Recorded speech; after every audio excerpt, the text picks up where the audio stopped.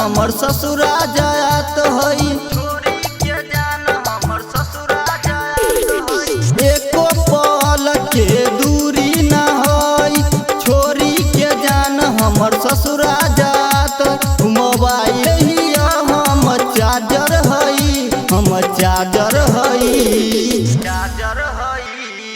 जनी हाला करे हमर जान के भाई, हम ओकरे बॉयफ्रेंड हई। जनी हाला करे हमर जान के भाई, हम ओकरे बॉयफ्रेंड हई। डीजे उमेश सुखीपुर बाजार।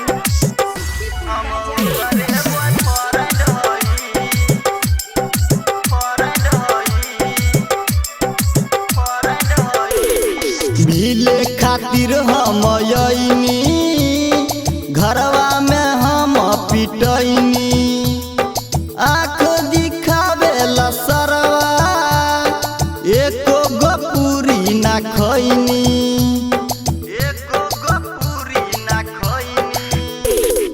मिले खातिर हम आईनी, घरवा में हम पिटैनी। आँख दिखावे ला सरवा, एको गो पूरी ना खैनी। उत सजतिया हम रोवत हई, हम रोवत हई। जनी हाला करे हमर जान के भाई, हम ओकरे बॉयफ्रेंड हई।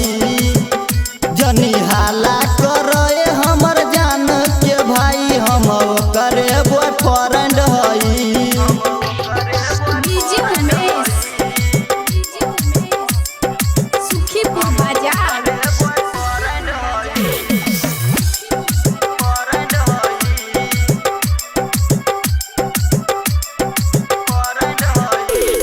सुनाए पवन सुमन, लागल है उनका के हरदी। मिले न देबे चंदन, मन करे मर्डर कर दी।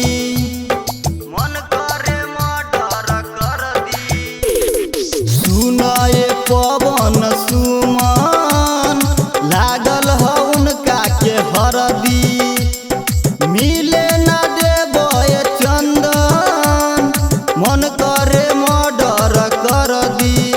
खुलल केसिया के ओकर हम चाप हई, हम चाप हई।